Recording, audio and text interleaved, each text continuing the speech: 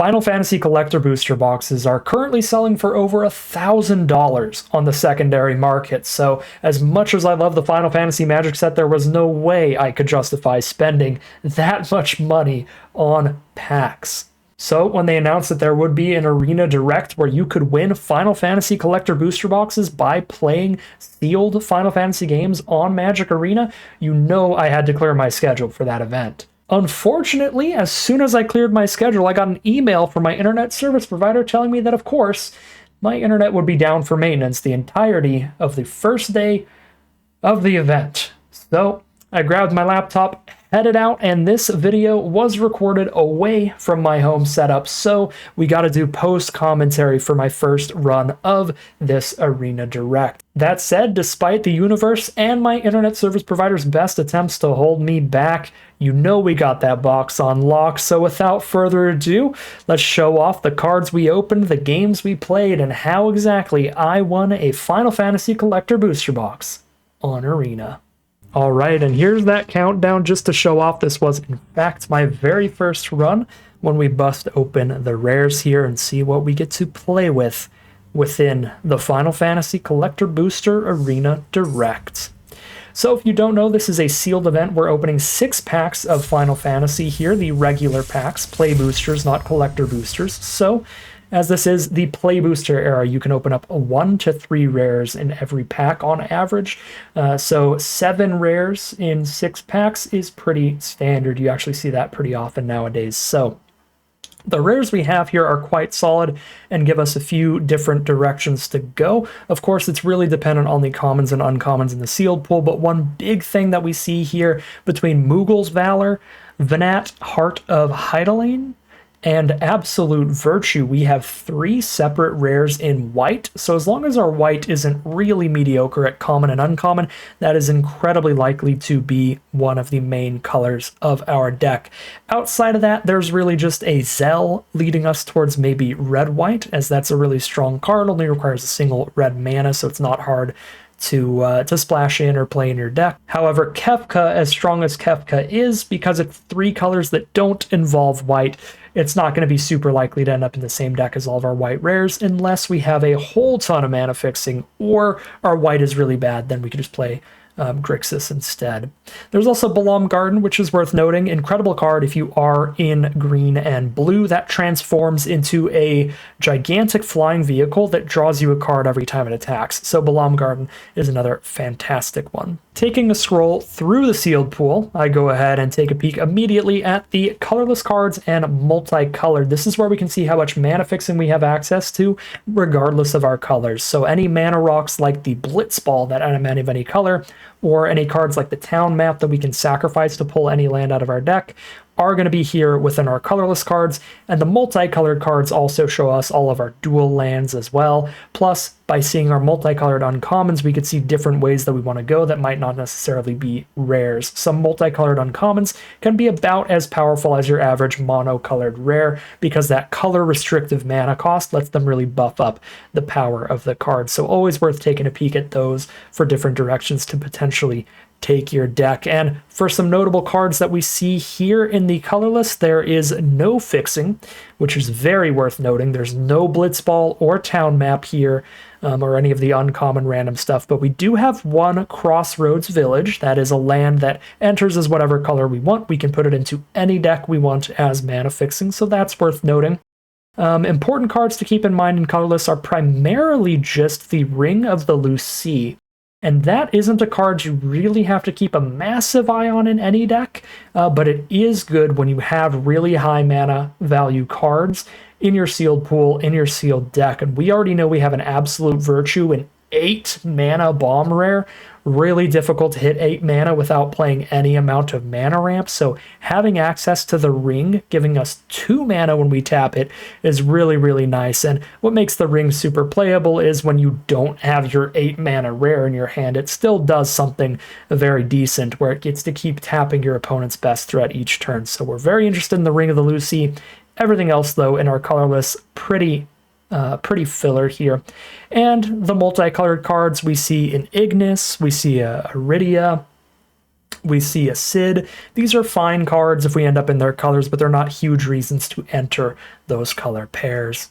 With the multicolored and the colorless out of the way, we take a peek at each color individually. Starting off with white, we have some huge reasons to want to play this color. Some of them aren't even shown off here. Of course, Absolute Virtue being interesting if we have the mana ramp for it. And one thing that I really like to see here, because we have that Absolute Virtue, is that we have a white Aura Sight here. This card is awesome when you have high mana value rares. So being able to exile any non-land permanent on an opponent's board, already a great card for 4 mana, but it's also going to tap for an additional white. Really, really good when you have 8 mana cards to get to. And Venat is another card that wants us to hit 7 mana to flip it. If we can get to 7 and transform Venat, it's 2 bombs in 1. So up front, 3 mana, 3/3, draw a card whenever we cast a legend, already pretty solid. But if we transform it for 7 mana, we exile another non-land permanent, and we get this big 5/5 indestructible that puts more counters on the board, draws more cards if we're targeting our legendary stuff. So Venat looks awesome here, considering in white alone we have 3 other legends.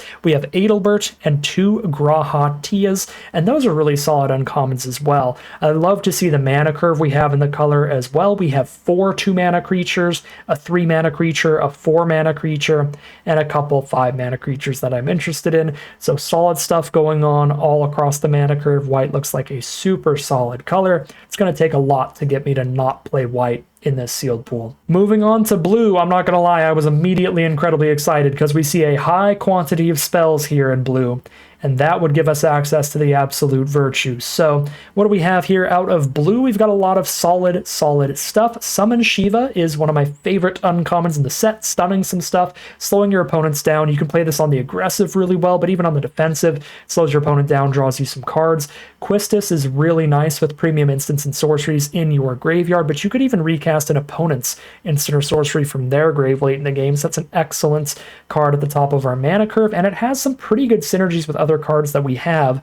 Speaking of really good synergies, our Realms Sketching. That is a 4-mana sorcery. Create a token that's a copy of target artifact, creature, or land. That is an excellent flexible card for what our blue-white deck would potentially look like, because we could copy a land with this thing if we've got an 8-drop bomb in our hand, like an Absolute Virtue, but we could also copy a really powerful creature, copy like a Shiva. We could copy a white Aura Sight if we want to live the actual dream, giving us another mana and a removal spell at the same time. And what is really awesome with that Realm Sketching, we could recast it with a Quistis in the late game, so really cool synergy there. Sahagin also looks great in this deck.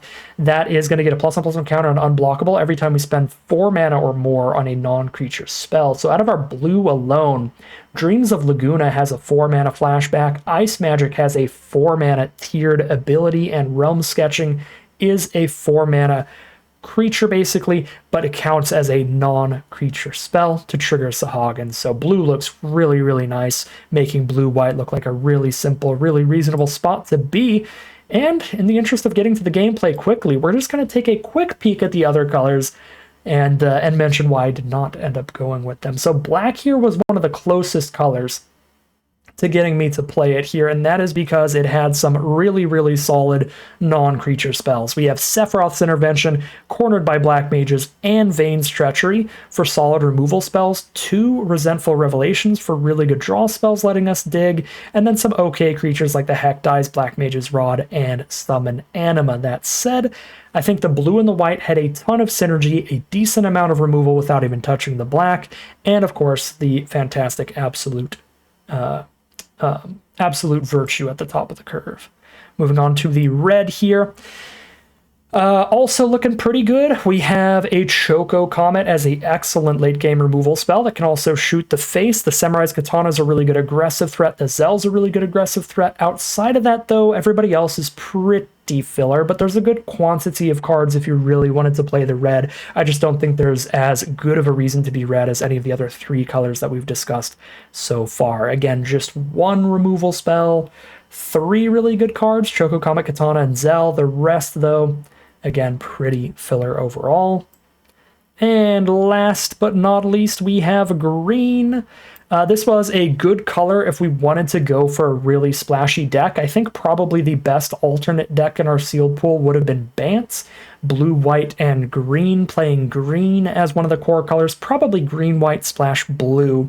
And the reason is because green gives us 3 wanderings to pull out any town from our deck at instant speed, put into play, and to reach the horizons to get 2 towns or basic lands from our deck and put them into play. So we have all the mana fixing we could possibly need to splash around into stuff.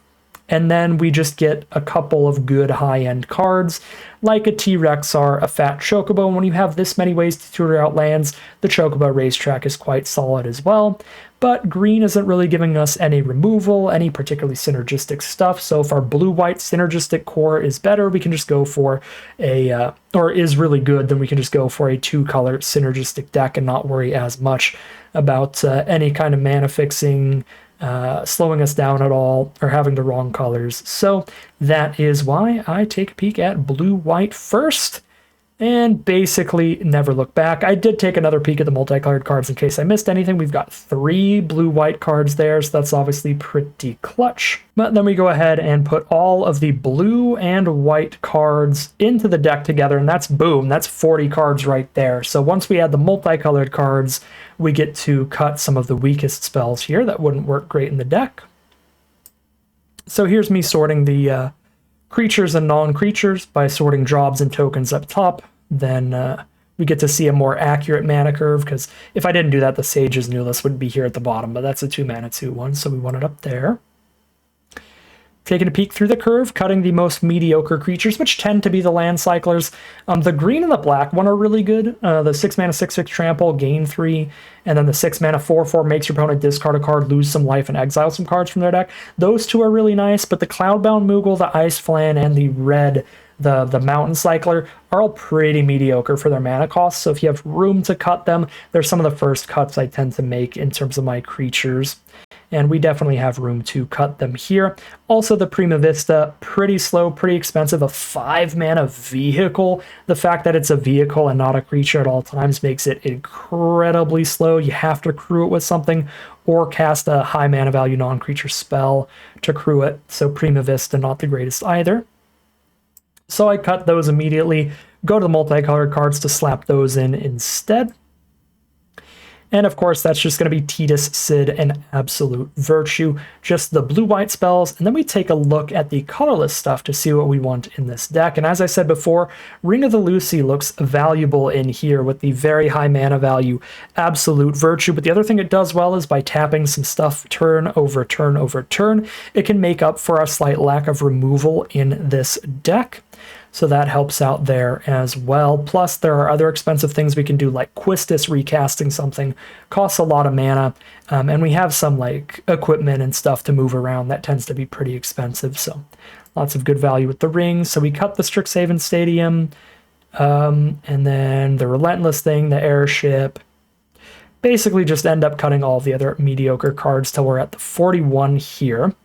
And what you saw me do right there is double check the artifact count. I have 6 artifacts total, which means I cut the Tidus here. As cool as Tidus is as a character, unless you have a really massive amount of artifacts, I really wouldn't recommend playing him. A 2/1 body for 3 mana is very, very tiny, very, very easy to kill. So you need a ton of artifacts to go along with him, or an incredibly aggressive deck. This is a somewhat aggressive deck here, but I think it leans a little more mid-rangey. We've got a lot of good card draw over a long game with Venat, Graha, Tia, those kind of plays, and of course some really high mana value cards like Absolute Virtue and then a Quistis recast. So I don't think we're really, really aggressive to make a ton of use out of Tidus's tap ability being good enough to make up for the fact that Tidus is 9 times out of 10 going to be 2 or less toughness, which is absolutely tiny. So we cut the Tidus here, and that also opens me up to being able to cut some more artifacts and not really worry about not doing the Tidus anymore, which is what we do here. I believe we cut the Monk's Fist as the final cut, just the most mediocre of the 2 mana cards. We've got the most room there. It's possible I cut the Castle Guard instead of the Monk's Fist. I don't remember for sure. The reason for that would be Adelbert. getting bigger with more equipment on our board, plus Sid giving all of our heroes +1/+1, so the Monk's Fist is a hero, although technically the Castle Guard spits out a hero when it dies with Sid as well, so I think Castle Guard or Monk's Fist would both be very reasonable as the last cut. I do think I cut my second copy of Castle Guard, though, as the final cut out of this deck. So here I was just sorting, looking at how many cards I had to trigger Sahagin. It's a good chunk. We keep that in. Because I'm mainly just trying to decide what 2-mana creature to cut here. So how good is Sahagin here? How good is Monk's Fist here? How good is Castle Guard here is what I'm taking a look at.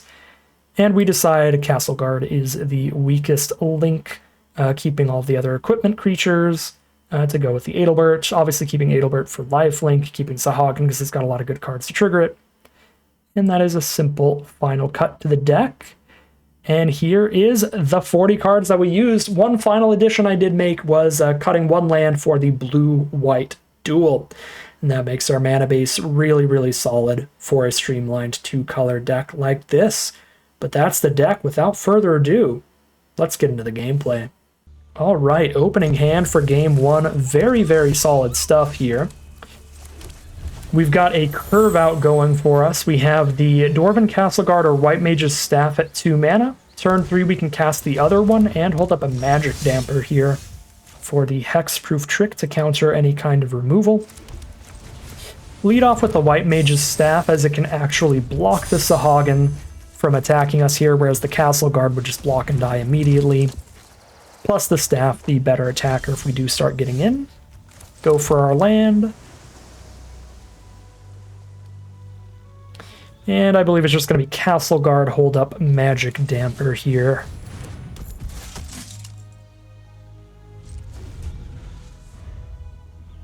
Opponent's turn.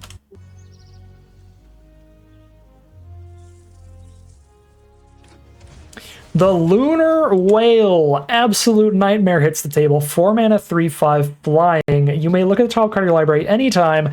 As long as it's attacked this turn, you can play the top card of your library, and it crews for only 1. So crew with their smallest creature, make a 3/5 flyer, and cast cards off the top of their library. That's obviously terrifying, so the plan here is to draw land and cast a white Auracite to exile that.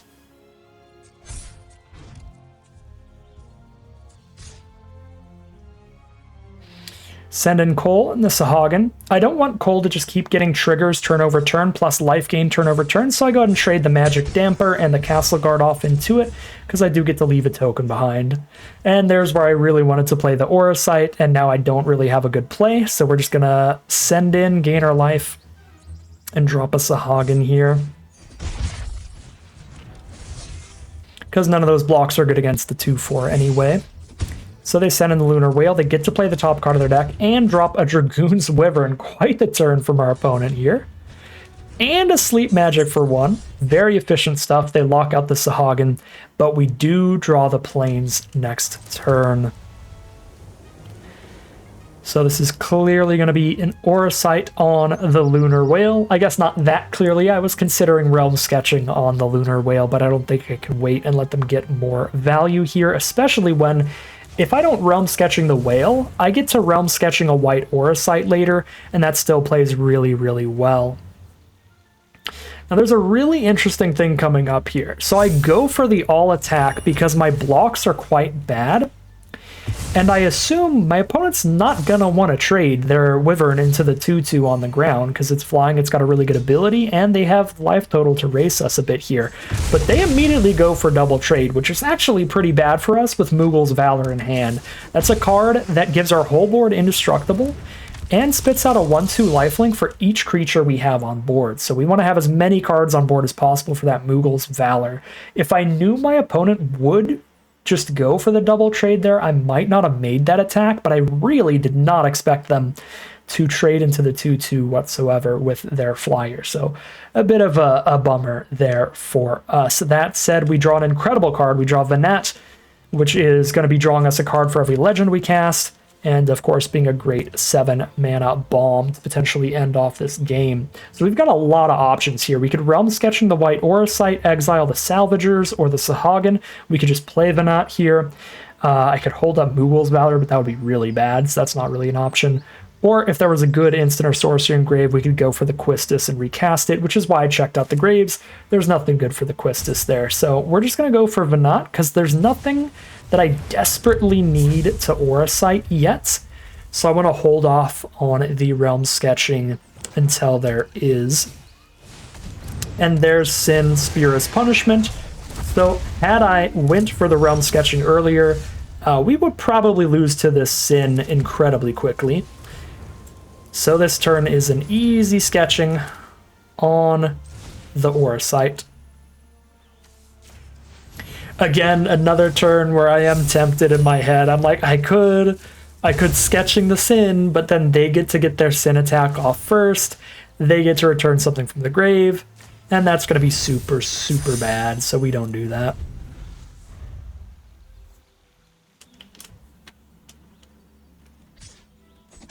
Two damage in the sky from the Wyvern, and there's Cloud of Darkness. Not enough permanents engraved to kill anything, though, which is nice. So I have 4, 5, 6, 7 mana up, which means I do have the mana to go Quistis, Realms Sketching for the flashback, making yet another Auracite and clearing out their biggest flyer. Or, alternatively, I could just flip Venat here and get my Indestructible card to start getting counters over time. The only issue with flipping Venat here is that I would be tapped out. It would be a tapped creature after you flip it. So instead I go for the Realm Sketching here.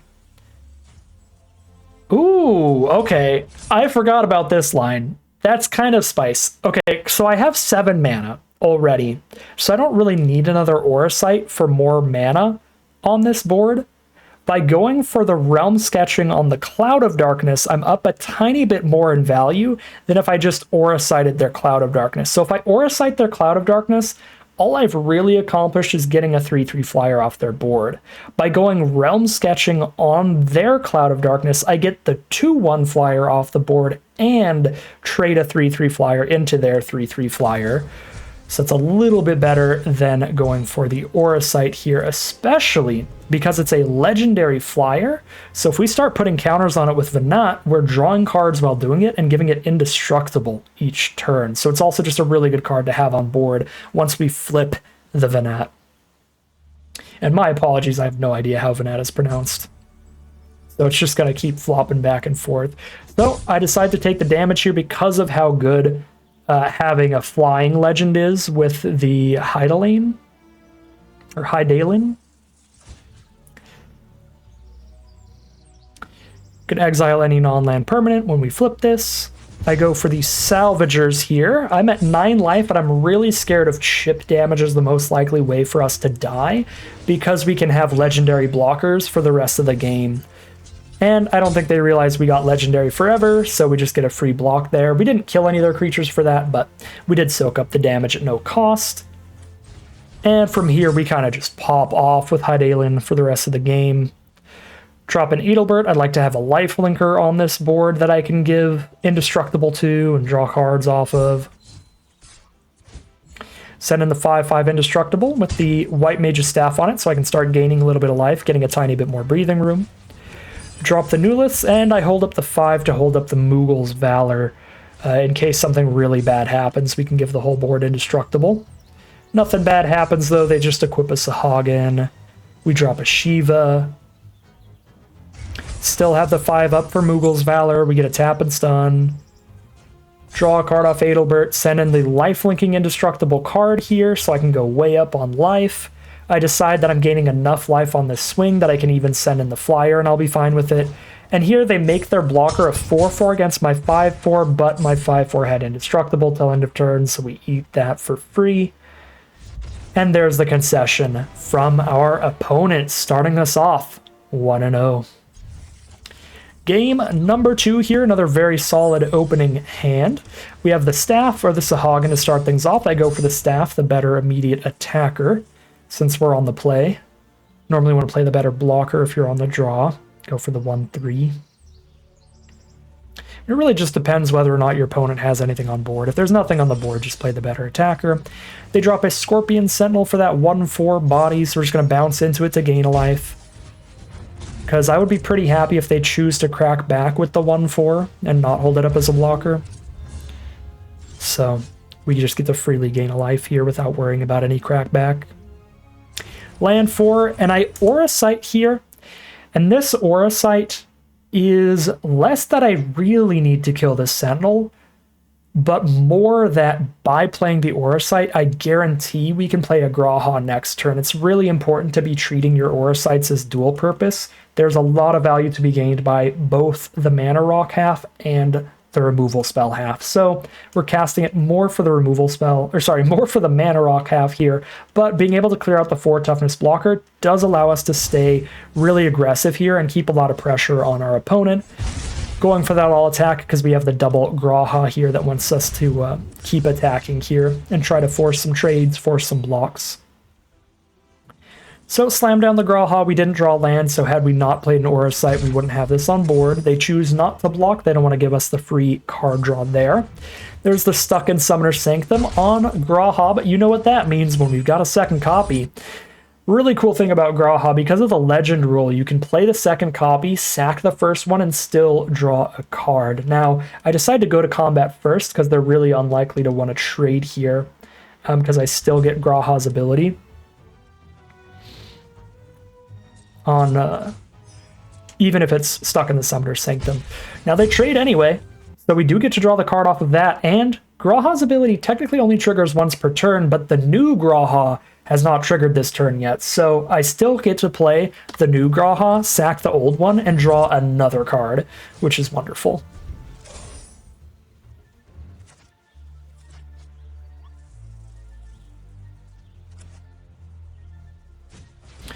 Dark Knight's Greatsword, 3 mana, 4/1 from our opponent. They can move it around for 3 life, so they're going to put it on the flyer here and jam some damage in. Make it big enough that they eat my Graha. Well, they would trade here. I choose to take the damage. I'm at 21 here. Graha's ability is really, really strong. It's a close decision, though, because I do have an 8 mana Absolute Virtue in my hand, and I have a lot more cards than my opponent. So I know if this game goes long, I'm pretty likely to win. So by preventing as much damage as possible, I'm extending this game as long as possible. But I figure this hand has enough ways to deal with what they have, especially because I can Realm Sketching and Aura Sight, which I already want to do to get more mana for the Virtue, that I decide to lean on that instead of losing Graha.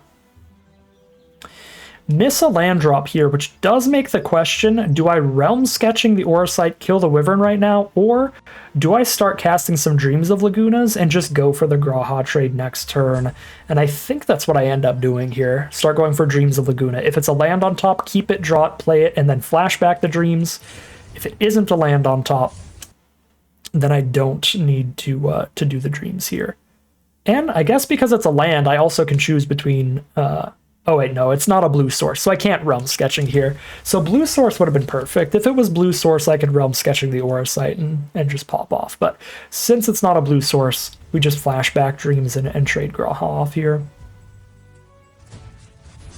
Ooh. What was the plan here? Oh, Magic Damper! All right! See, I'm playing these back in double speed, so I'm like just missing lines that old Gauntlet could come up with because he was not commentating at all and playing at a nice slow pace. Because I have the Magic Damper in hand, I actually get to send in here, and our opponent's at 13, so sending in is like some real damage. So we send the Graha in, there's a Squall. That's unfortunate. The fact that they drew away to give the Wyvern double strike does mean the Magic Damper goes nowhere near as hard, because we still trade here instead of just eating it for free. The plan was obviously we could eat the Wyvern for free there. Plan didn't work out, but it was still a fine trade there. It all was okay. And by doing all that, we still have our removal spell around to deal with this Squall that they top decked. So we play the Sahagin first to make sure it gets the counter from casting our 4 mana spell. And now that we have double Aura Sight, I've also got the mana for the Absolute Virtue next turn. Beautiful stuff. They do have the Fatal Push for the Sahagin. Sad day. And they just load up some tokens, get some damage here. We're down to 10, but here comes Absolute Virtue. If they don't have a way to kill that, We now have protection from our opponents, and there's the concession. They have no way to kill that. It's 8 damage in the sky, so it is a one-shot lethal, and that is 2-0 heading into game 3. Game number 3, here we are. A little bit of a risky hand here. We do really need to hit a land, ideally a plains ASAP. Our first draw is a 5-drop, which is pretty sketchy. Our second draw, another 2-mana card. Really looking for those lands here. We're against a black-white deck with the Black Mage's Rod on the board. So a 2-1, they make us lose a life every time they cast a non-creature spell. Perfect draw. We find the second white source on turn 3. As much as I'd love to try to bait out the removal on our weaker cards, I don't think I can justify playing a smaller creature this turn, so I jam out the 3/3, have a creature that's big enough to block their 2/1 and keep that off of us here. Now, the double send means they definitely have a trick that could kill Venat if I blocked, and then they cast Ahriman and hold. So at this point, I pretty quickly figure out 1 blue mana instant, they have a Magic Damper of their own. I probably wouldn't have figured it out as quickly if we weren't running Magic Damper in our own deck, but hey.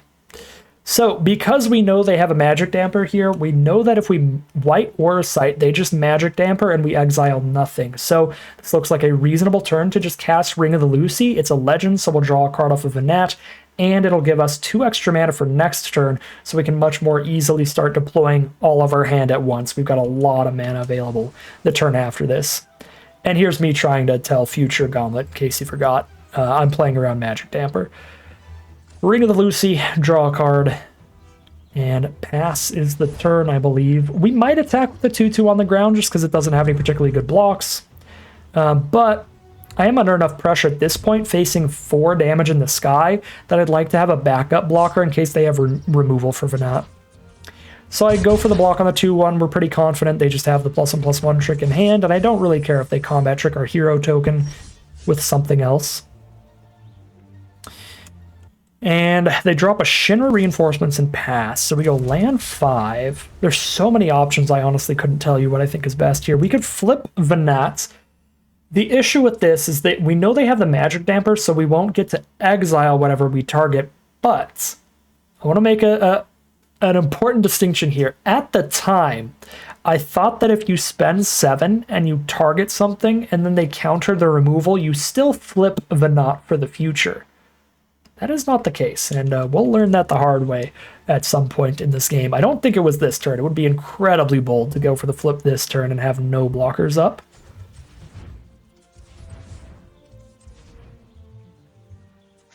So we go for Graha for the reach blocker plus draw a card. Drawn to the Ice Magic, which is pretty incredible. Excellent piece of 2-mana interaction to hold up here.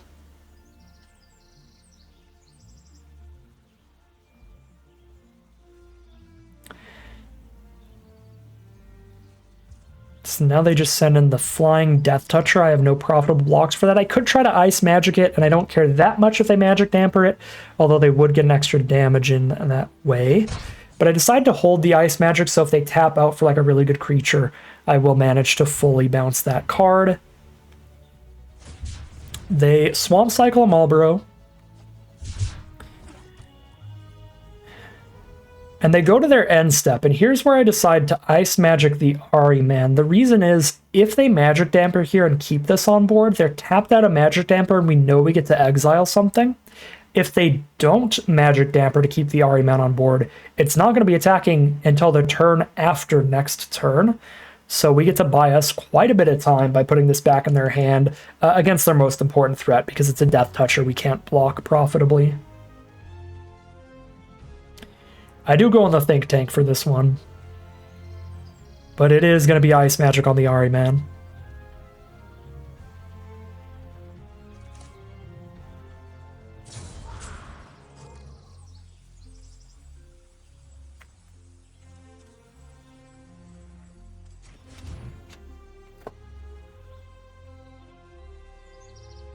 And our opponent also Think Tanking here. Do they need to Magic Damper? Do they not want to Magic Damper? They decide not to. Which leaves the mana open for the Magic Damper here. Now that I have a 3/5 reach, if they don't hit another removal spell, they can't attack through that even if Venat is tapped. So here I believe is where I decide to go for the flip, and I don't really care if they counter the removal half of this. As long as Venat flips, I get to put a counter on Graha and have an indestructible blocker and draw a card this turn, so it's still really good even if I don't kill anything. So we go for the Wyvern, but here's where I find out the hard way. If this ability has no targets, it does not resolve. You don't transform even. Which is both a negative and a positive here. The negative is if my opponent has a good aggressive hand, if they can clear out my blocker, we're probably going to die for this play, because now I've got no other blocker but Graha up, and they still have their entire board. So if they had removal right then, that would have been a huge, huge, huge downside.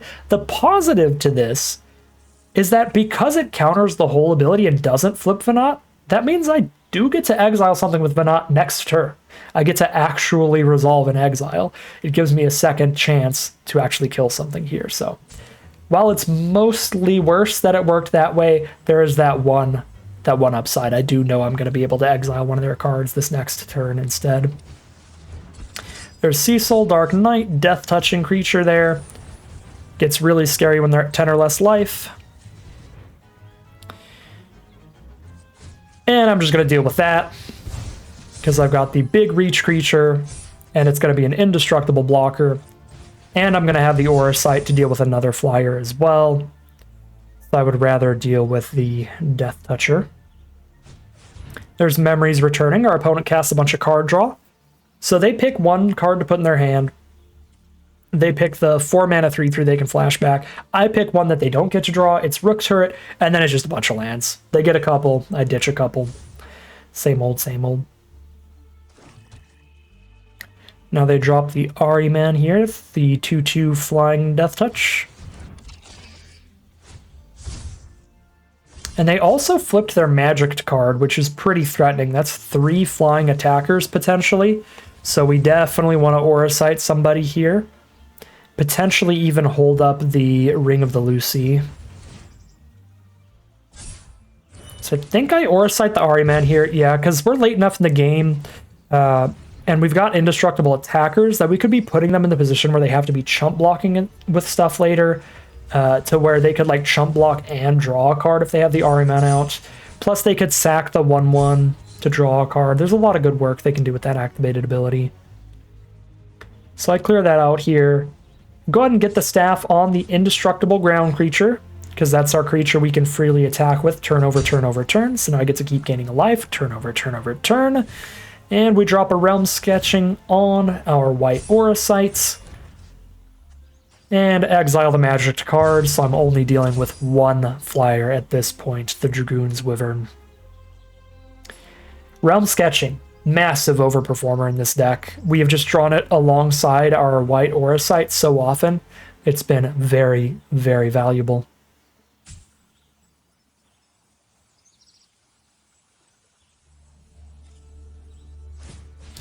You go ahead and put the Black Mage's Rod onto the flyer. Pretty threatening. Every spell they cast is now making us lose a life, and then they go cornered by Black Mages. So every spell they cast is making us lose 2 life. This is where I start getting pretty scared about that life total. They could be going for a ping kill over time. We go for the Sage's Newlist here. This is going to give essentially vigilance to one of our creatures. So we plop that on our big indestructible creature that's gaining us a life every attack. Now I can really freely send that in turn over turn. Keep edicting them, making them sack a creature each turn until we're just jamming with that thing. Post-combat, drop a Dwarven Castle Guard. There's nothing on board I need to stun with Shiva, so we'll hold that for later. Go for Dreams of Laguna. Now I've got a Magic Damper I'm holding up. If I don't need to cast Magic Damper, I get to flash back the Dreams of Laguna, which is why we played the untapped land over the tap land here. And there's what I'm worried about with Magic Damper. Any -X can kill a creature, even if it has indestructible. And when they are making us lose 2 life for every non-creature spell they cast, it is very important that I keep our reach blocker around. So the Magic Damper is super huge here. They exiled our Adelbert with the Marlborough. That's really, really sketchy. One of the few ways we can be gaining more life each turn. And the Marlboro also making us lose life when it hits the board is terrifying. Mill one with Dreams of the Laguna, draw the card. So we're at 4 life here, which is horrifying, obviously. So I think we need to Shiva here. I think I just go for the card draw before anything else, see if that changes the line at all. Yeah, draw the cards, see what happens. We draw Quistis, which does definitely change the line, because Quistis can flashback their Evil Reawakened or our Realm Sketching. We take a peek at our grave, there's like no creatures in there, so obviously the better card is going to be Realms Sketching here.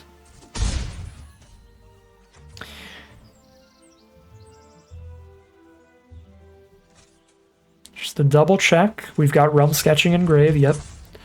We pick our Realm Sketching, target our Aura Sites, deal with the Wizard token. That is what I'm most scared about at this point. And even if the White Aura Site dies, it never comes back. And we still have the mana to play a Sid and hold up Magic Damper from there.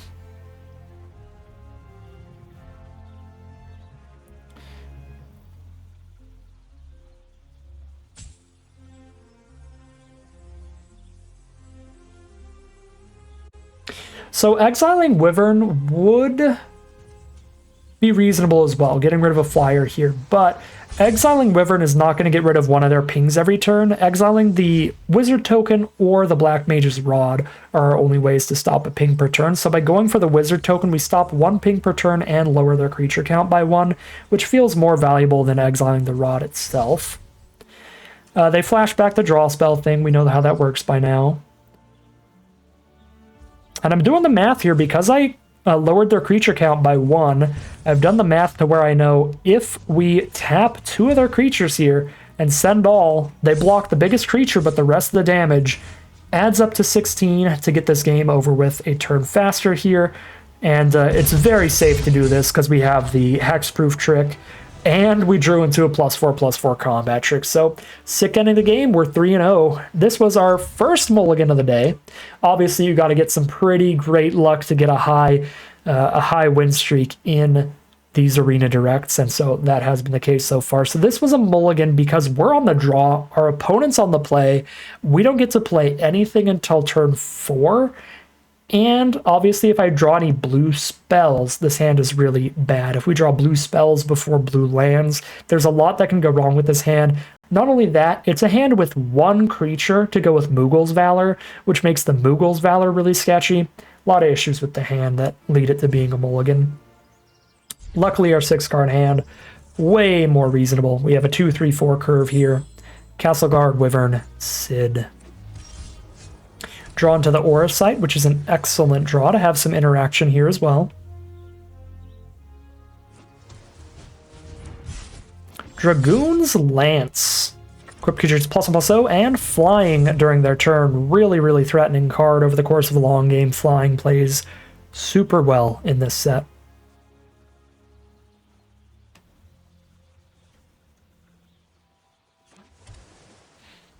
There's land 3 from our opponent. Jam for 2, we're at 18. Then the Galacat. Absolute nightmare of a card. They only need 2 artifacts on the board. If they get them, that's a 3/3 flying Vigilance.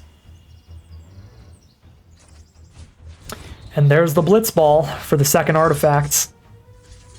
Go ahead and trade into the Dragoon token here, because it's 4 mana to re-equip flying onto something later. And then this is a difficult decision, a huge decision point this turn. We have the Aura Site. We can exile the cats, or we can exile the Judge Magister. If we exile the cats, we don't have to worry about them having a blocker up every turn they're attacking, because they don't have the big Vigilant threat anymore. Plus, again, 3/3 flying Vigilance, just a really big stat line. If we exile the Judge, it is a slightly bigger creature, slightly less evasive, menace instead of flying. But the big reason to exile the Judge is they could equip the Lance onto the Judge, have a 4/3 flying menace, and then draw 2 off of the Blitzball next turn. I decide to Aura Sight the cat here, and the reason, again, is that we're not going to be able to get into combat really at all as long as that cat remains on board. And if they spend their entire next turn just equipping the Judge and cracking the Blitzball, then we know they're not putting any more power and toughness on the board to put more pressure on us, which is what I'm really, really, really scared about here. If the game goes long, I think our deck generally can be a quite favored here, so I think the better way to prolong this game is to just deal with the cat and see if they just soak all their mana into exclusively the Judge for a turn. And then we have the Ring coming up that can tap the Judge turn over turn over turn. Now this was a really close decision, so I have no idea if it was right in the long run, but that was the thought process here. And you can see how close this decision is. Still going back and forth once I play it, but I do hit the cat here. And scary stuff. They do make a flying, menacing Judge, but that means they're skipping their whole turn.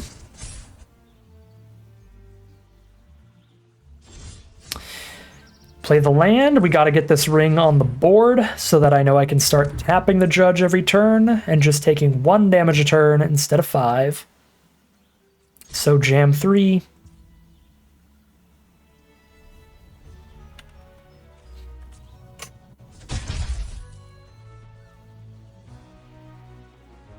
I believe I just hold up the Ring here. Yep, just hold up the mana for the Ring. I'll bed Salvagers. Got the 2/3. Tap the Judge. Go back to our turn. We draw Shiva. Now I can play Adelbert and Shiva or Sid and tap. So I go Sid and tap here.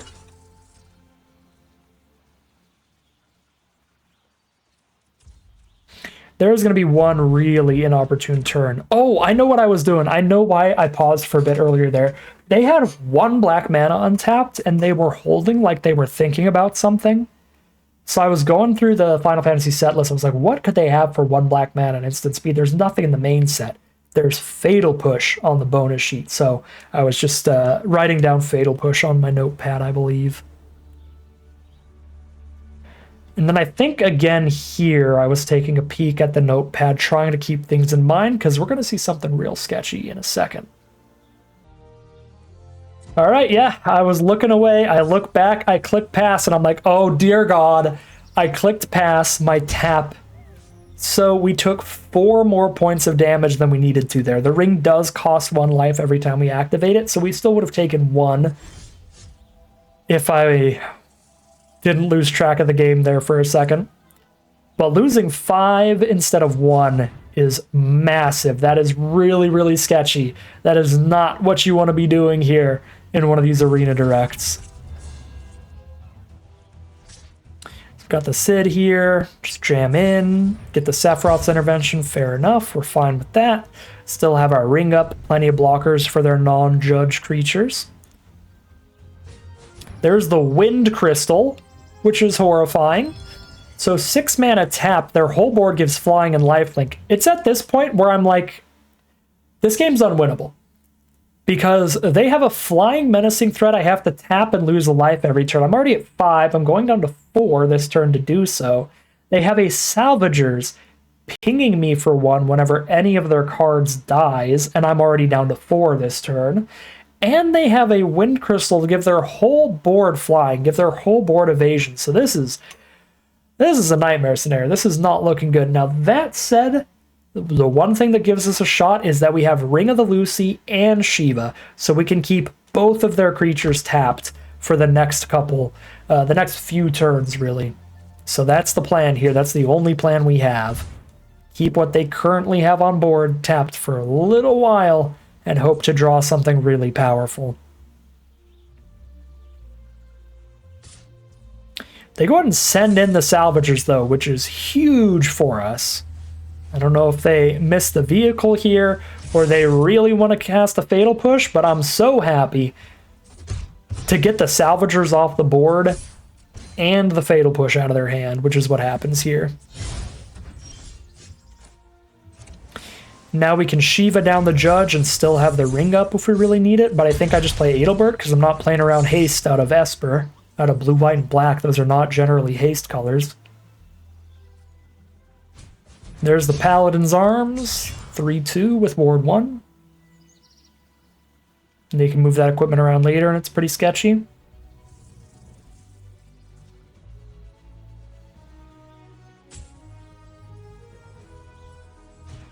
And then the Lunar Whale is back for revenge. Obviously a horrifying creature there. So I keep putting a stop in my upkeep in my main phase when I have Shiva on board. That's because on Chapter 3 of Shiva, it's important to have a stop in response to the Chapter 3 ability. It lets you draw a card for each tapped creature your opponent controls. So there are opportunities where you might want to tap something with Ring of the Lucy before Chapter 3 of Shiva activates. And you also could draw into something that's like an instant that taps a creature that you would want to play before that ability resolves. So if you have a Shiva on board, a general good rule of thumb is to just put a little stop on your main phase by clicking on the main phase icon on Arena there, just in case. So I have to choose between stunning the Ward card or just stunning the Judge here. Whatever I choose, I'm quite likely to just be tapping the other one anyway. So I do go for the Judge. Figure I have good enough blockers for the 3-2 that I just need to ring down the Whale. Unless they Wind Crystal, if they Wind Crystal up the Ward card, then things are sketchy. But we've got the Reach creature if they do that. I think that's what had me in the think tank here, right? Is that I'm worried, I'm like, the Wind Crystal can send any of their creatures in the sky. So I need the mana up to tap the Ward 1 card. But then I was like, well, no, I don't, because since I have this Reach creature here, they're not going to have the mana to both kill my Reach creature and activate the Wind Crystal in one turn. It costs 6 mana to activate the Wind Crystal. So I'm desperate here. I'm at 3 life. I just want to gain a little bit of life here and draw a card off Graha. So I am sending a bit of a chump attack here. Somebody's going to die here for no value. Going to die here without killing my opponent's blocker. But what they are going to accomplish is drawing me another card and pushing a little bit of damage here to make it so a turnaround can happen a lot quicker. A comeback can happen a lot quicker. Decide to send just everybody in because they just get to attack with the Flying Whale. So there's really no point in holding non-flying blockers up. They do go ahead and crew the Whale.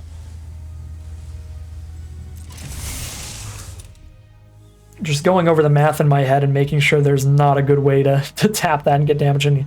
And absolutely not. That's way too risky. Alright, significant damage, gain 2, and draw a card. Very good turn for us, and we draw Absolute Virtue. So now I know, as long as I live, I'm going to play a creature that makes it so they cannot damage me until they kill that creature. So that's a huge, huge, huge deal.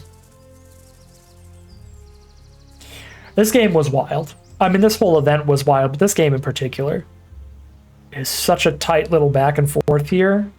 We are just on the edge of dying every turn.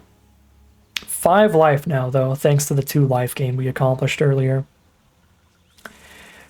Again, there's a lot of ways they're really close to killing us here, but not quite, because again, they can't like give everybody flying and kill the Reach creature in the same turn. I gained life last turn, so I'm at 5. So like really close, but not quite there on this board. So kill the Reach blocker. Drop the Paladin's Arms. Here's where I have to take 3. I can't tap the Ward Paladin's Arms creature, but I can tap the Lunar Whale if they crew it.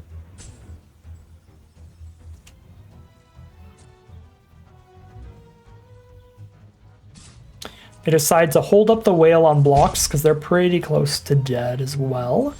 But I do lose Shiva this turn, so significantly less damage here. I would be at 1 life if they crewed the Whale here, because then I'd have to pay the life to tap it.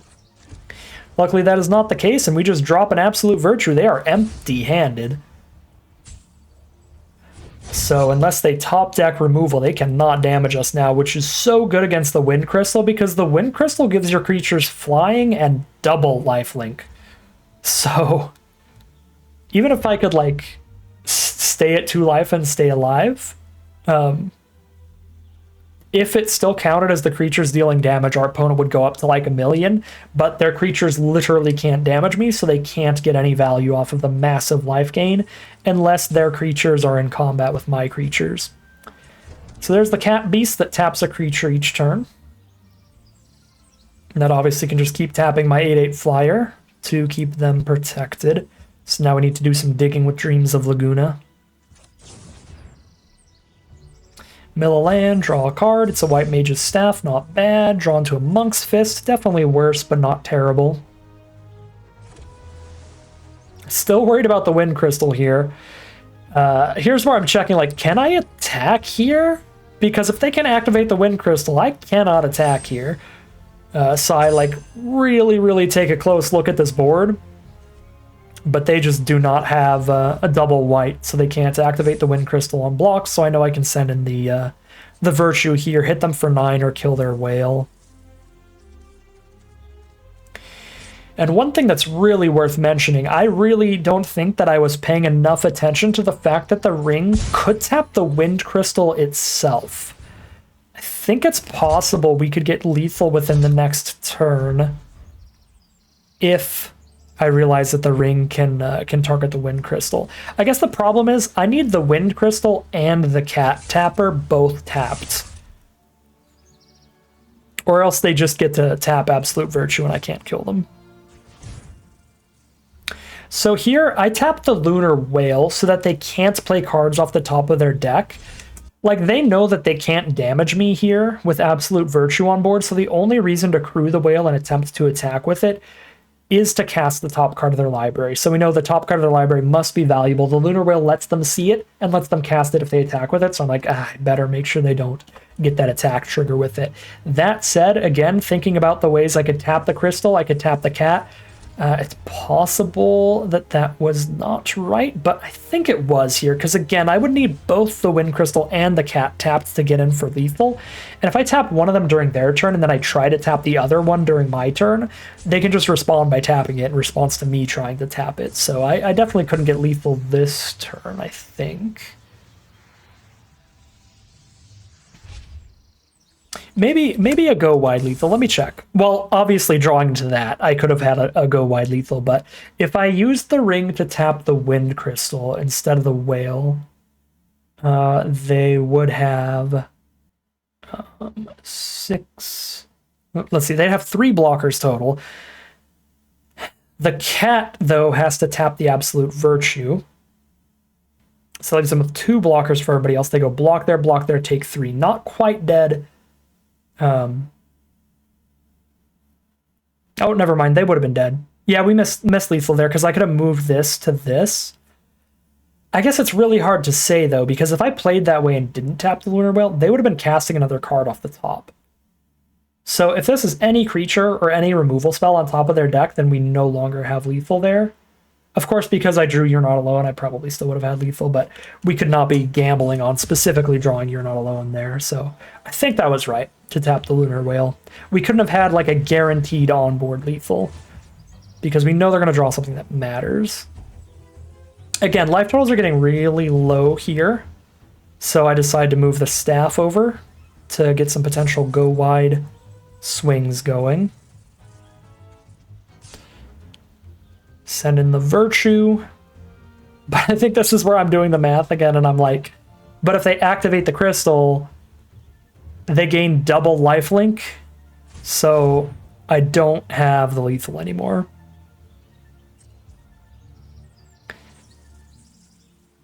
I would have had to tap the crystal to have the lethal swing, so I was like, well, shoot, I shouldn't have moved the staff because I don't actually get to go for the go wide lethal because they gain way too much life on blocks.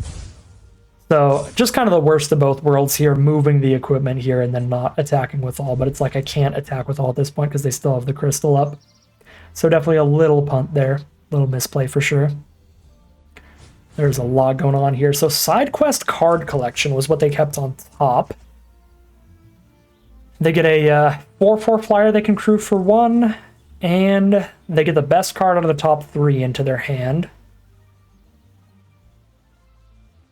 So they're obviously trying to dig for removal to kill the Absolute Virtue. If they find it, we're dead. If they find it, they've got us here. It is hard to stress. Like, post-commentary, you cannot tell how stressful these games were. At 2 life, like, the whole time. If Absolute Virtue ever dies, if they draw a white Auracite, we're dead. If they draw the other common removal spell, we're dead. So here they tapped out of the Wind Crystal. So I know I can lethal them. They don't have enough cards in grave to actually flip their flying thing. So I can just tap a blocker, buff up the Absolute Virtue to 10 power, send in, and then tap the whale when they go to crew it. And I think we could have had go wide lethal here. No, they gained too much life off the crystal. But we definitely have lethal with just the really big flyer. So we go for that. Super, super close game here. If they drew a removal spell at any time, we no longer have protection from other creatures and we just instantly die. But sometimes you just get nice and lucky, and that is 4-0. Heading into game 5, you only need to win 7 to get the collector booster box. So we are more than halfway there. Game 5, we got a nice aggressive curve out, and this, again, an incredibly stressful game for very different reasons.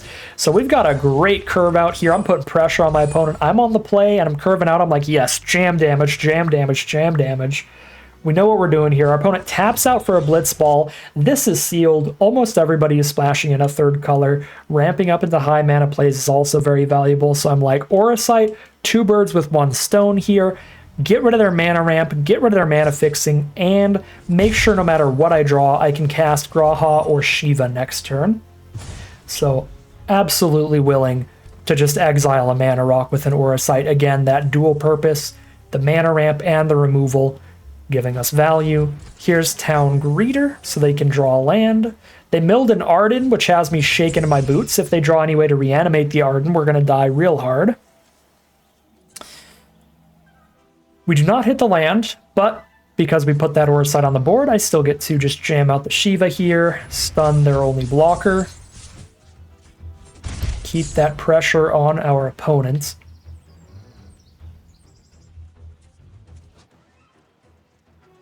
I believe this is the nightmare scenario here. Yeah. Okay, so I didn't get to record this at home because my internet was going through maintenance all day. So I go over to my parents. I'm like, let's go, we got this. I hit this point. I swear to God, the internet dies.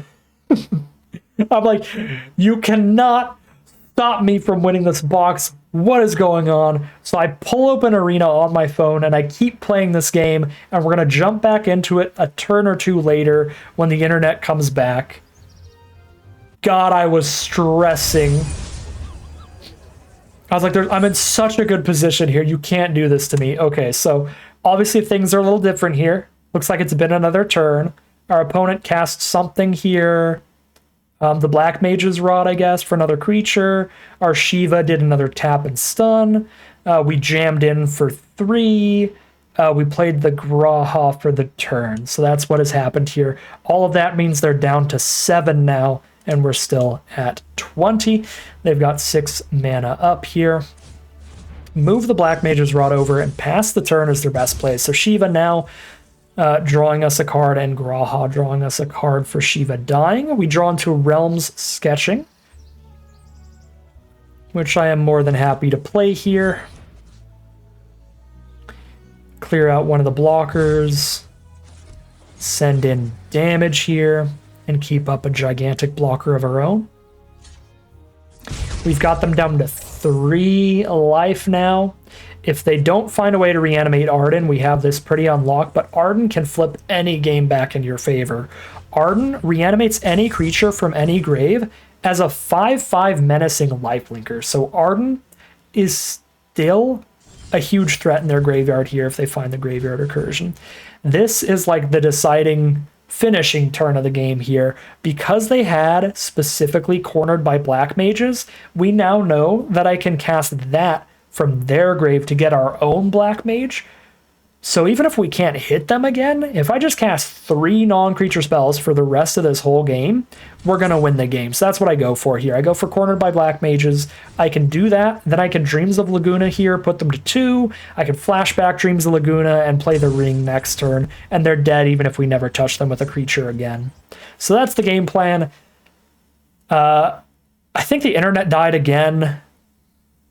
Or OBS died or something, because I had to cut it out and cut back in.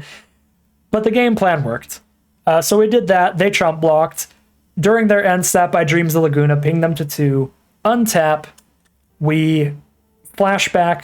No, we cast the ring first to get the extra mana, ping them to 1, then flashback Dreams, ping them to 0. So super stressful game for internet reasons, but that pulls us up to 5-0, only 2 wins away from a collector booster box of Final Fantasy. And here we are for game number 6 now. Solid opening hand. Obviously, checking out the islands and the Venat there. That is the big issue with the hand, not having double white for that on turn 3. Leaves a gap in the mana curve, and we have to hold that for later. Playing against a black-white deck, they start with Black Mage's Rod, and just right on cue, top deck that Plains turn 3.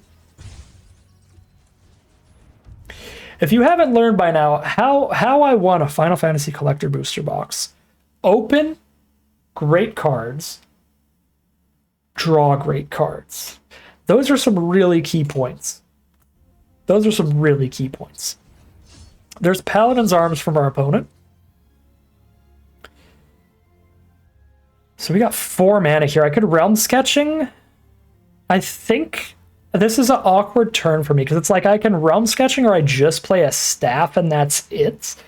With the incredible 8 mana card in our hand and 7 mana ability on the board, I am considering Realm Sketching on our blue-white land, but I decided it's probably not worth it, especially when we could be copying a Shiva later as a really good card for the Realm Sketching.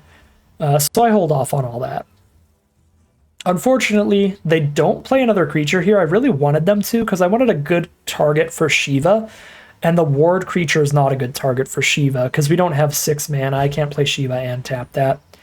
That said, still way better to cast Shiva even if I'm not tapping something than to do nothing. So they world map into their blue source and pass again.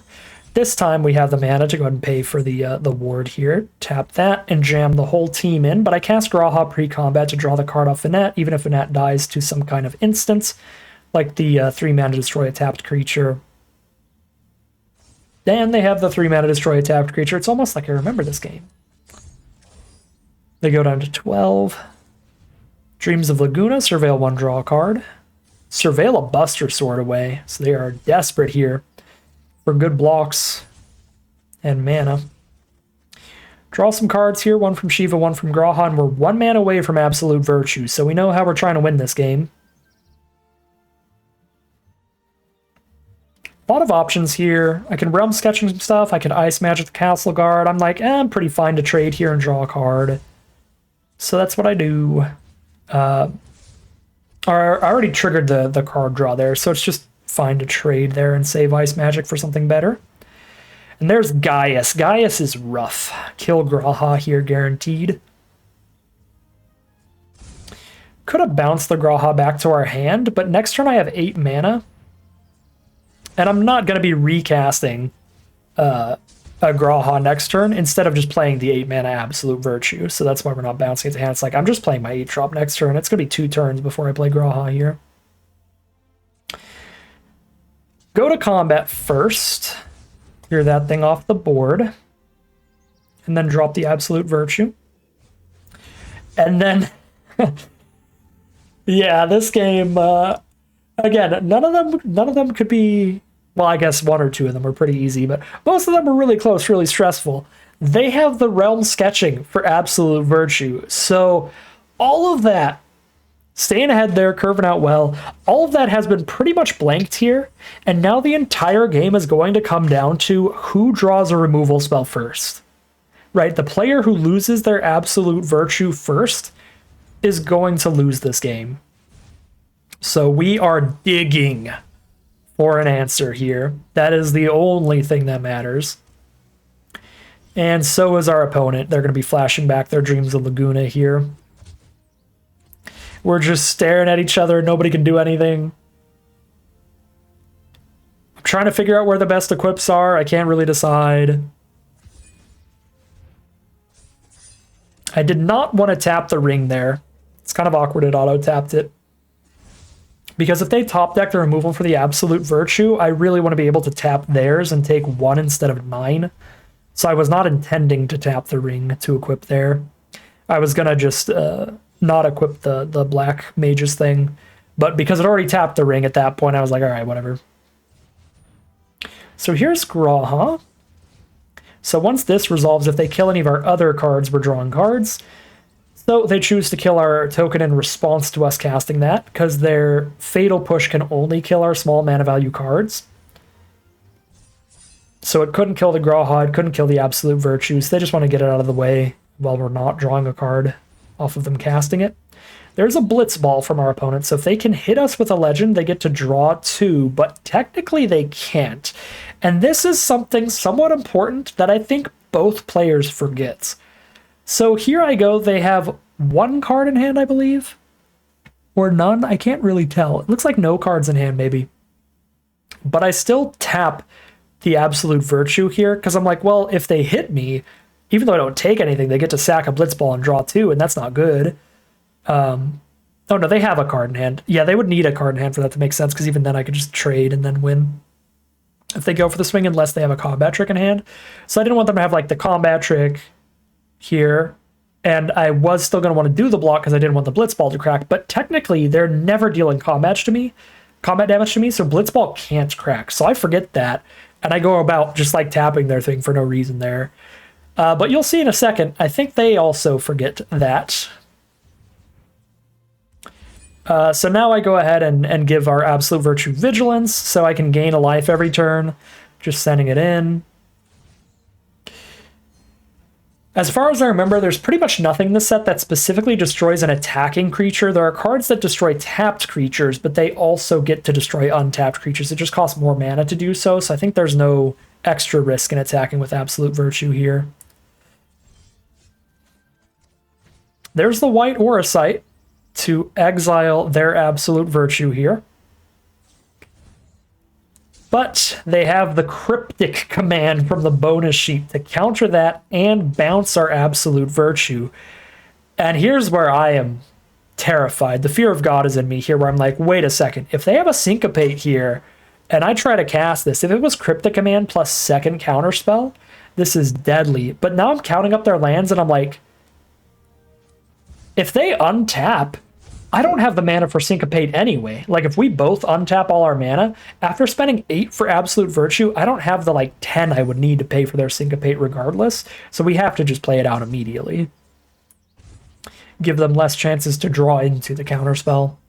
If it's Syncopate, they got us regardless. So it was not Syncopate. They go for a Circle of Power here, draw a couple cards, and pass the turn.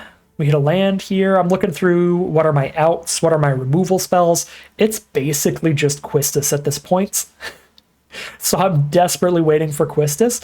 The only other out is one I'm honestly not even really considering here. Like, obviously the way I'm playing, I'm playing in a way to where it's like, okay, technically if they punt, I can still win this way, which is You're Not Alone as a combat trick, so that my Absolute Virtue kills theirs and stays on board. That's also a way to win this game, but realistically speaking, they're just never going to put theirs in combat because they know if theirs dies, then they die.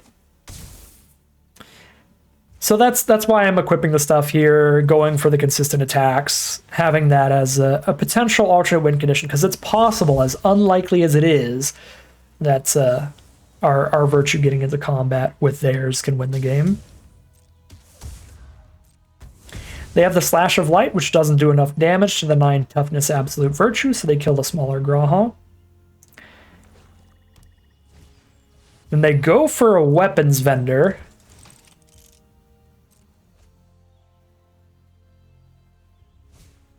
drop the Sage's thing. So now they can give their own thing vigilance. They figure I'm down to 1 card in hand. So if we trade virtues into each other, that's fine. They put it on the Edelbert. So they put the Paladin's Arms on the Edelbert. And the Sage's things onto the Edelbert, okay. Right, but then this is, okay. This was so perplexing, but like so cool with me. So I thought what would make more sense to me is maybe they gave theirs vigilance and then they were like, okay, get the free attack in. If it's a trade, it's a trade, and then I can jam the whole rest of the board in next turn and win. But they didn't even like equip it with everything.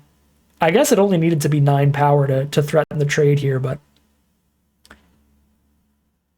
yeah, this was super lucky. I feel like, okay, either they really wanted this trade to happen to try to kill me with everything else, or they think that they could crack Blitzball, or I have no idea.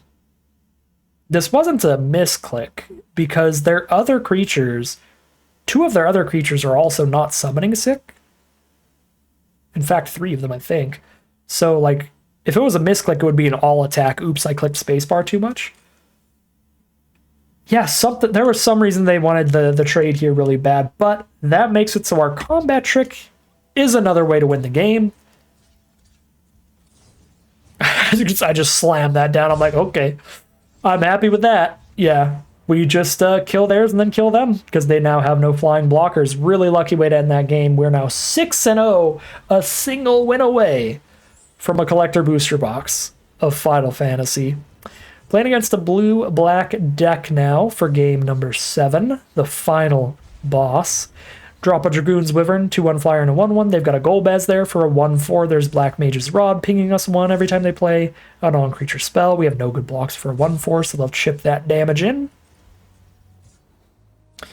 Send in the flyer, keep the 1/1 back.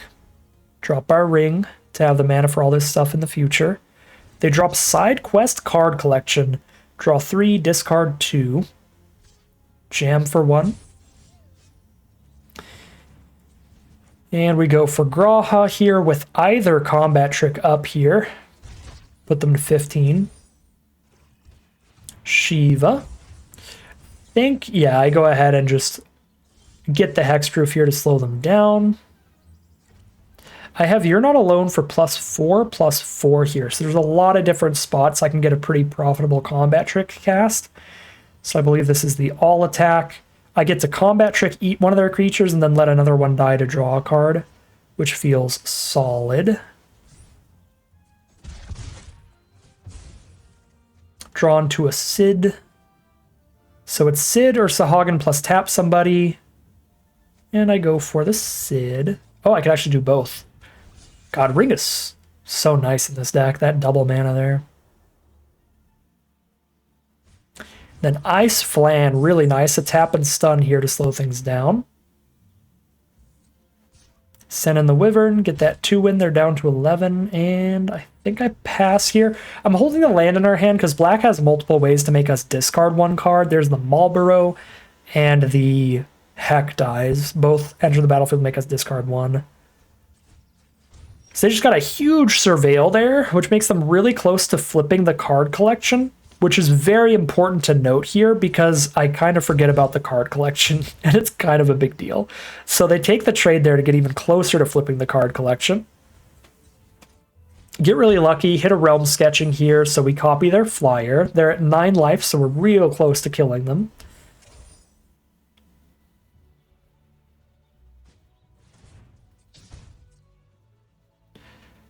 Resentful Revelation.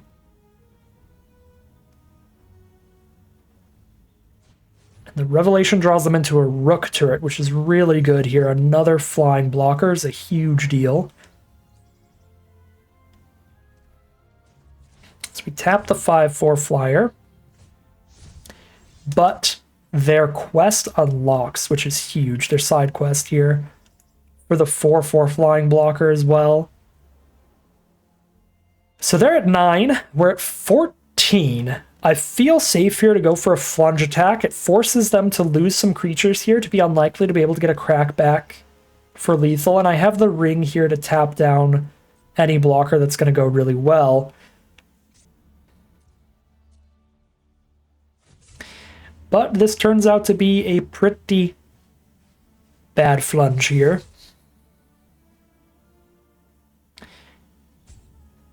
We will see why soon.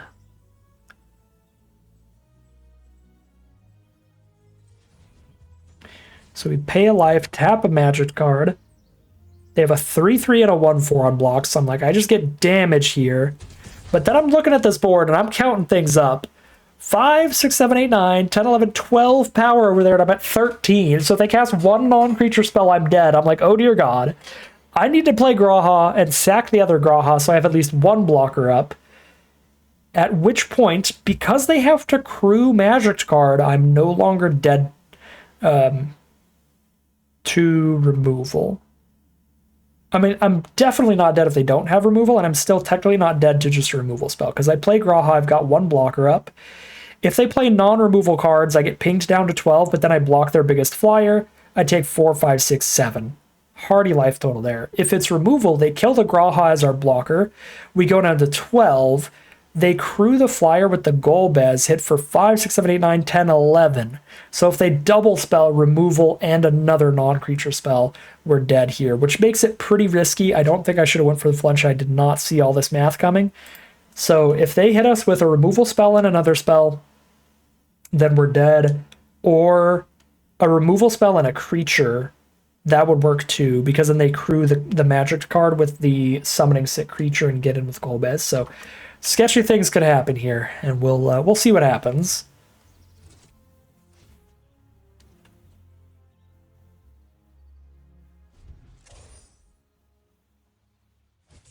So, crew the flyer.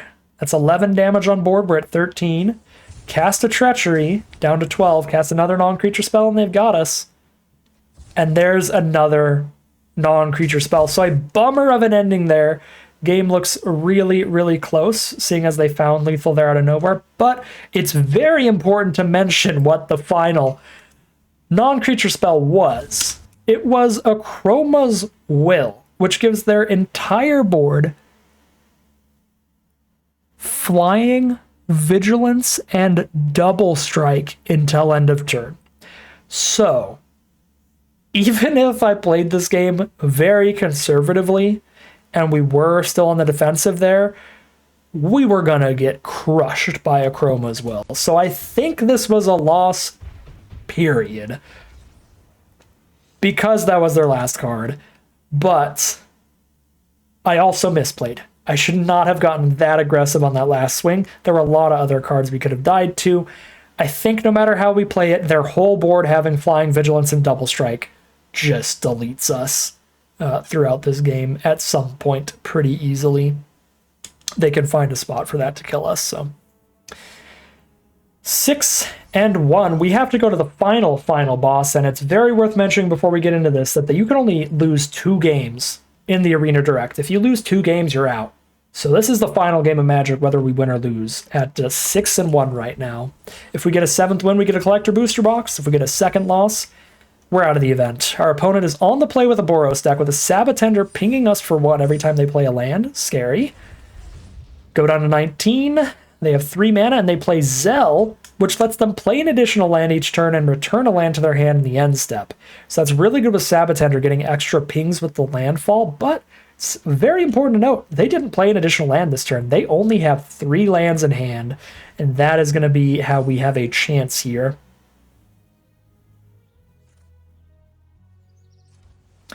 So we drop Dragoon's Wyvern. We just want to go wide, have some good blocks here against all this ping damage early. Go down to 18. Play the Wall of Omens. They're hoping to draw another land. We know they didn't have one because they would have played it last turn, and they do indeed draw it off the Wall of Omens, which lets them get real aggressive here, the double creature for the turn, and pick up the land. A horrifying board state right now. Go for a Sid here. I think I get a little too aggressive this game as well.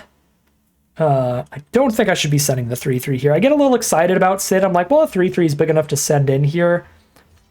Because worst case scenario just bounces off of Wall of Omens, and I'm pretty happy with any trade. And I'd rather trade on attacks than blocks, because they're tapped out of any combat tricks here.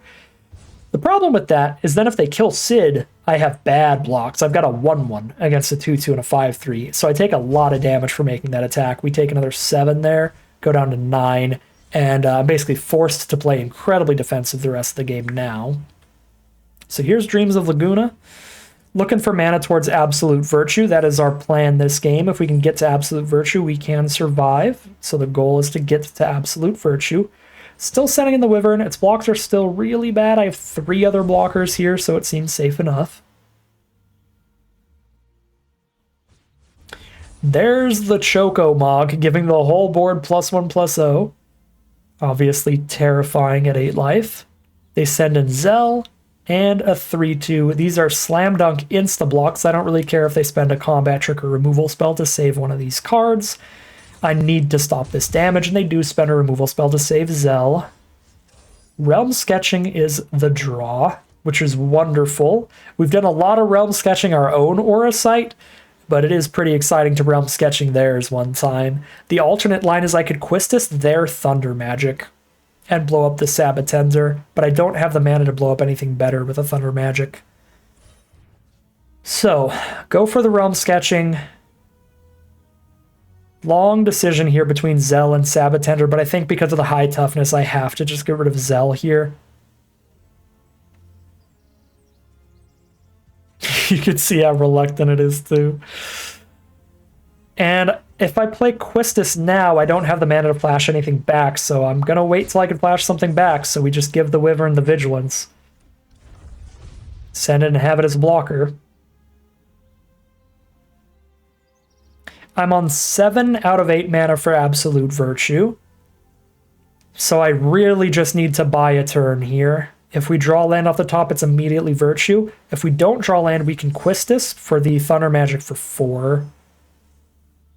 So I'm so desperate to buy a turn here at 7 life. 7 life feels so low against the Sabatender.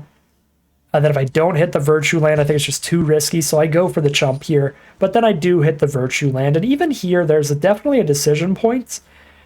It's technically slightly more immediately safe to go Quistis Thunder Magic, because then we're still not dead to like a removal spell from their hand.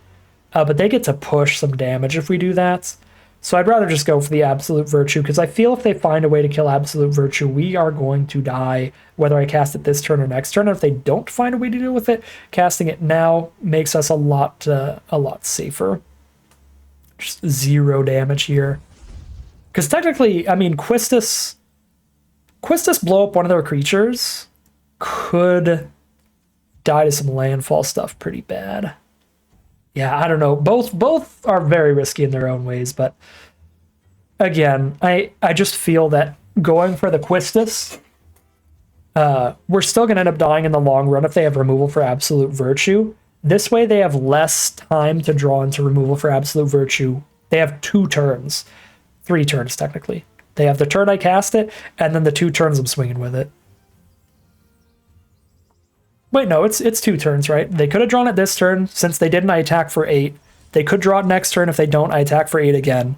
That's 16 damage. Yeah, this is the faster kill. Quistis, recast the Realm Sketching here. Exile the Sabatender, so they have no blockers for the flyer, and they've got 1 turn to draw removal for Absolute Virtue. And now even if they do, I'm still in this game. But they don't draw the removal for Absolute Virtue, and of all of the cards, you can see me sweat off my brow there. It was terrifying the whole time. Out of all the cards, Absolute Virtue winning so many games is insane. Yeah, just an incredible run. Tons of great rares in this deck. Absolute Virtue being way better than usual. 8 mana is so much, but having Ring of the Lucy and White Aura Sight and Realm Sketching the Aura Sight so often really helped it out to make it like as solid as our other rares, which were super busted. Obviously, we saw the Vanat just do so much work game over game over game. That 3 mana 3/3 legend drawing us so many cards. Graha, the uncommon, coming in clutch. So many cards, just really being incredible. Spicy run, stressful run, but I am so happy to have gotten a collector booster box just on the very first run this time around. So that's it. I got a $1,000 collector booster box by playing Magic Arena, which is incredible. And it's worth so much that I can play 25 times 40. I could play 25 more runs and lose every single one and still break even. That's if I got no gyms back out of the next 25 attempts.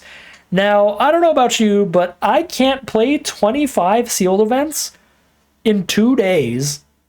So no matter how much I play, I'm in the money now, starting off with that Final Fantasy collector box. It's an incredible spot to be, but I love this set. I love playing sealed of it. I would love to own more of these cards, so you know I'm going to be playing plenty more throughout the week of videos for you all. And for me, it's just going to be tomorrow, jamming them out throughout the whole Saturday that this event is up. I guess watching it now, you're going to be watching it on Saturday. So today is the last day the event's up, if you haven't done it yet. This is the last day of the Arena Direct. It's a 2-day Arena Direct. It was only Friday and Saturday. So today's your last day. As you're watching this, I'm currently recording a bunch more of these runs. So if you want to see me get crushed, you want some Schadenfreude, you want to see the 1-2 runs, the 3-2 runs, the depressing runs. Ooh, I got some live content for you all, because it is astronomically unlikely to win this event in the first place, but to win it multiple times in a row in quick succession. So there's got to be some 1-2s and 3-2s and 0-2s and just really sad runs coming up for you all. But those will be the live recorded ones. So if you don't like the pre-recorded stuff and you want to see more live recorded stuff, that'll be there for you. If you hate me and you don't like it when I win and you want to see me cry, that'll be there for you as well. I am sure we'll get some 2-loss runs in the very near future. Yeah. Incredible time today. I'm incredibly happy. I could keep talking forever, but I think I should end the video here so I can get to recording some more Final Fantasy Arena Directs. Well, that is going to end today's video. As always, I'd like to thank my patrons and YouTube members for their support, as well as you for watching the video. If you enjoyed it and you're interested in seeing some more like it, you can always like, comment, and subscribe to tell the YouTube algorithm to send you some more in your recommended feed. If you'd like to catch me live, you can check out the Twitch channel in the link in the description below. And if you'd like to support the channel directly, you can check out the Patreon link in the description below. But other than that, as always, thank you very much for watching, and I'll see you again soon for some more Magic Arena.